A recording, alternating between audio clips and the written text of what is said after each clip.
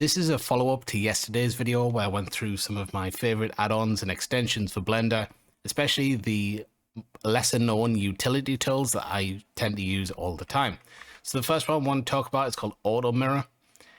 Nearly every time that I model something in Blender, the first thing that I do is I add a loop cut so that I can cut it in half, select one side and delete it. Then I'll add a mirror modifier, and then I'll turn clipping on before I can start working. With Auto Mirror, all you have to do, if we just add that cube back in, is press Control, Shift, Alt, and X, and it adds all of that in automatically. And then you can go in and you can model out whatever it is that you're modeling. Say, I don't know, some drawers or a desk or something, and that's automatically going to be mirrored for you. The next add-on that I want to talk about was actually developed by me. It's called Grouper, and it's perfect if you're very messy with your objects when you're working on large scenes like this. This is a scene that I actually made for my exterior masterclass course a few months ago, and I haven't done a very good job of asset management. Everything's just kind of shoved into one or two collections. As you can see, this is a really big scene. We have like lots of different objects here. There's different light sources all over the place. So I want to clean this up. So I'm going to press N, find the Grouper add-on, and let's say we want to move all of the light sources into their own collection. Right, we just need to find lights. I'm going to rename this to lights, create collection, and you can see there it's made a collection called lights, which we can now toggle on and off.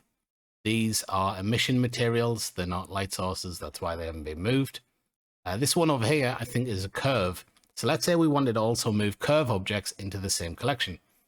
We could just find curves and existing collection, lights, move to collection, and then now that should also go off at the same time when we disable the light collection. If you have any empty collections in the scene, you can also really easily clean them up. Just remove empty collections. So sometimes once you've moved things around, you will end up with it like an empty collection that's doing nothing. So you just press remove and I'll get rid of those. This add-on is free, but if you would like to buy me a coffee or a beer, you're welcome to donate something. The link will be in the description. This add-on is one of my favorites for doing simulations. The particle system in Blender is very limited. I have a cube here set up with a particle system, and this plane is a collider.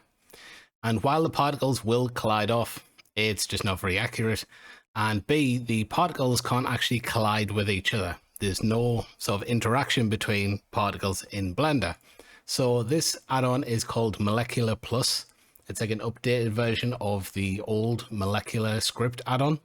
And all I'm going to do here is make this a 3D grid, which is basically just going to fill this with particles, which can be dropped onto this plane. And if we just play it normally, it just kind of bounces off like this. But if we hit simulate, you'll see that the frame numbers change massively, and that's because it's using subframes, but it will actually do a really nice job of realistically simulating particles with actual collisions, and you get nice friction effects. You can see some of them are kind of sticking to the side here. You can change the friction if you want them to bounce off more and things like that. But if you're doing any sort of simulation where you need lots of particles, then this is absolutely something that you should try out. It is free. It's really great for doing things like snowballs and sand, because it can actually have links between particles so they'll stick together. So you can have, say, a ball of particles that get thrown off a wall and then they splat and it breaks up. I made this ball drop animation with Molecular, which got over 2 million views. If you'd like to know how I did it, I have a new course coming out soon called Visual Therapy, which is all about making satisfying animations like this.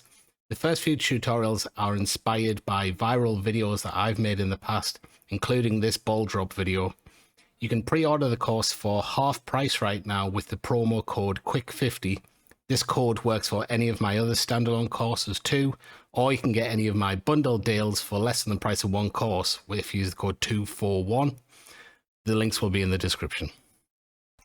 Going back to this back alley scene from my exterior masterclass, you might have noticed here I've added these hanging cables that are sort of connected together with these little junction boxes, and we have all these nice cabling for like telephone cables. And I actually did that with an add-on which I use all the time when I'm working on these sorts of city scenes, and it's called GeoCables. It's a free add-on. If you import it, you'll have a tab here called A Tools. If we just go create, and we can just click where we want it to go. So let's click, say, here, here, and here. If we scroll with the middle mouse, it will change the number of cables, right? And you can go to like an obscene number as well, or you can have just one. If you hold down S, you can change the separation on those cables. And this is all just done with geometry nodes, I believe. Or you can hold down D and you can change how much of a swag there is to the cable, right? So if you want them to be really swaying down, you can have them like this, or you can have them perfectly straight if that's what you want instead. And you can also add connectors to it. It comes with some default connectors, or you can import your own. So let's just add ship connectors, and it will add all these little connection points on. Really nice little free add-on if you work on a lot of urban scenes. Yesterday, I mentioned a paid add-on that I really like called Botanic, which is a library of plant assets. And today I want to give a shout out to an add-on by the same developer called Traffic, which is a library of car models. We have, for instance, classic cars here. There's everything. There's bicycles. If we go to aircraft, there's even like airliners models that you can bring into the scene, right? Let's just take a look at this. They're all real world scale, and they're all really nice. But if we bring up the cars are particularly good. Let's find contemporary cars. Let's bring in this Mini Cooper.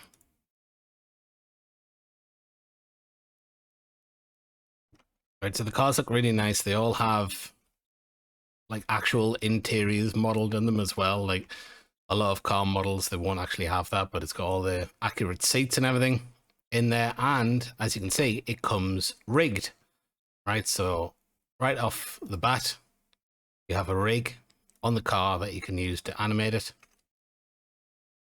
And I've used this exact thing before to animate cars in scenes before, and it all came out looking really good. I was very, very happy with it.